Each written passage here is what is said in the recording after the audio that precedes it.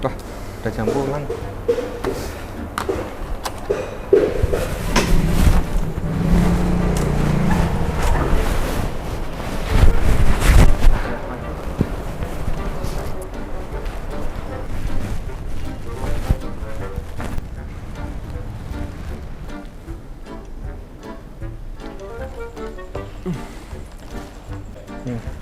Waduh, apa ini motorku ya? Padahal remote nyambung. Kok gak iso murep? Padahal mau iso.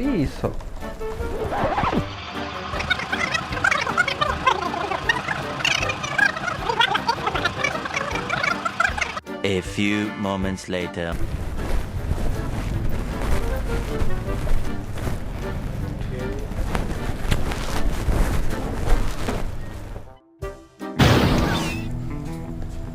Pernah ngalami kejadian kok gini lur?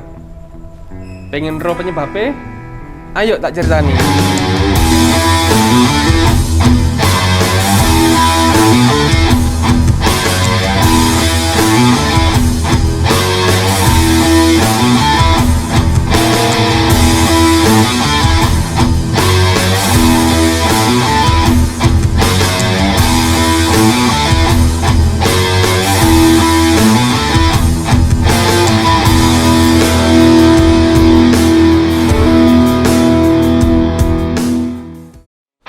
Nah lur, di sini saya akan menjelaskan kenapa motor ini tidak bisa hidup, tidak bisa di starter.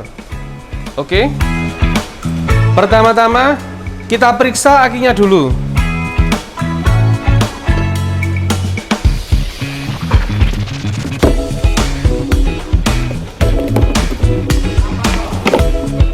Kita periksa tegangan akinya terlebih dahulu menggunakan avometer. Putar selektor ke posisi volt DC, lalu probe tester kita pasangkan.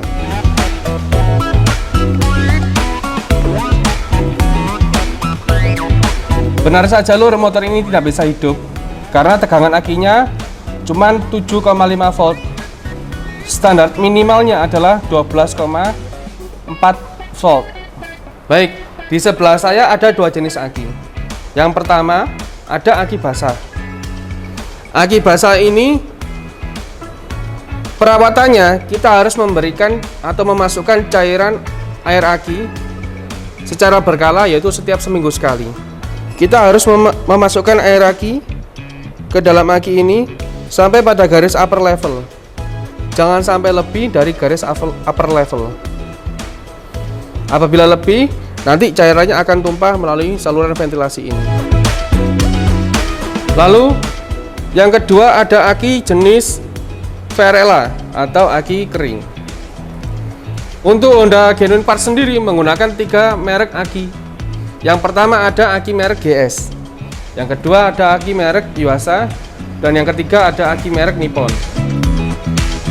Keuntungan aki jenis kering ini adalah bisa dipasang dalam kondisi berdiri atau dalam kondisi tidur dan tidak menimbulkan kebocoran karena sudah di seal. Karena aki motor ini sudah soak, kita ganti dengan aki yang baru, Honda Genuine Parts.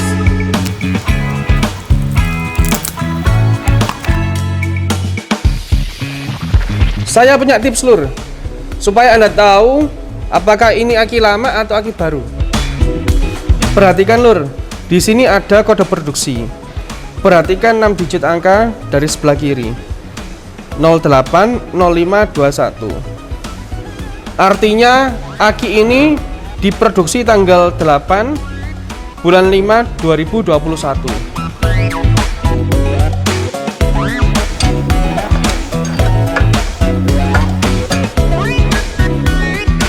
Pertama-tama kita lepas dulu negatif akinya.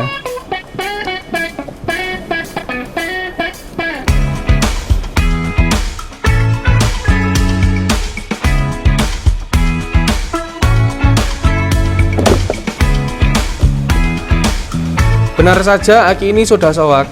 Kalau dilihat dari kode produksinya, aki ini diproduksi tanggal 21 bulan 6 2018. Usia aki itu rata-rata 1,5 sampai 2 tahun. Kita pasang akinya dengan aki yang baru. Pada saat pemasangan, pastikan tidak ada kabel yang akan terjepit.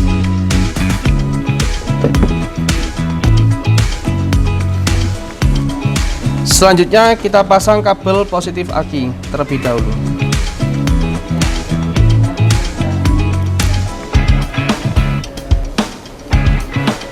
Lalu kita pasang kabel negatif aki.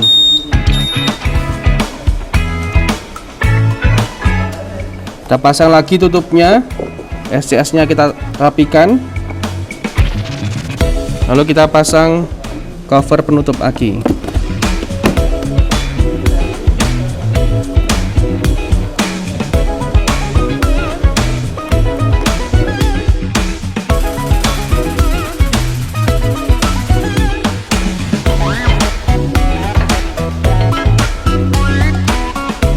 Karena motor ini dilengkapi dengan Honda Smart Key, kita nyalakan dulu Honda Smart Key sistemnya sampai LED berwarna hijau.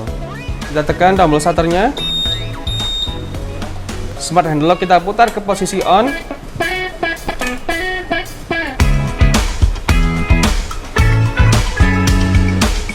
Kita tekan handle rem dan tekan tombol starter.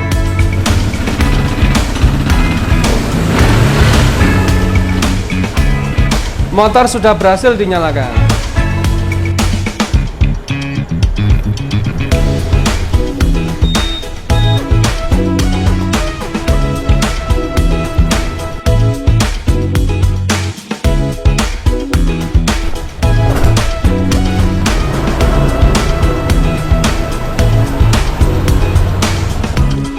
Dulur-dulur, saya punya servis tip nih. Bagaimana cara merawat aki supaya aki tidak drop atau soak bagi pengguna motor yang dilengkapi dengan Honda Smart Key. Pertama-tama, saat dulur-dulur parkir, pastikan Anda memutar kunci kontak atau smart handle lock ke posisi off. Yang kedua, matikan Honda Smart Key System. Tekan tombol on off Honda Smart Key sampai LED berwarna merah. Jangan menggunakan aksesoris kelistrikan berlebihan. Contoh, Anda mengganti lampu dengan ukuran watt yang besar, mengganti klakson, menambah speaker, dan lain-lain. Tips yang ketiga, lur, dari saya, panaskan motor secara berkala pada saat pagi hari, bertujuan untuk menjaga sirkulasi oli. Yang kedua, bertujuan untuk menjaga daya aki tetap prima. Tips yang keempat adalah jangan memaksakan menggunakan starter saat aki sudah soak. Dan yang kelima, periksakan aki Anda secara berkala di as terdekat. Lakukan servis tip yang sudah kami berikan dan jangan segan menggunakan layanan pertolongan Honda Emergency Route atau Honda Care melalui aplikasi Brompit. Wes lur, sampai ini wae servis tip tentang perawatan aki. Ketemu maneh nang servis tip berikutnya. Terima kasih dan salam satu hati.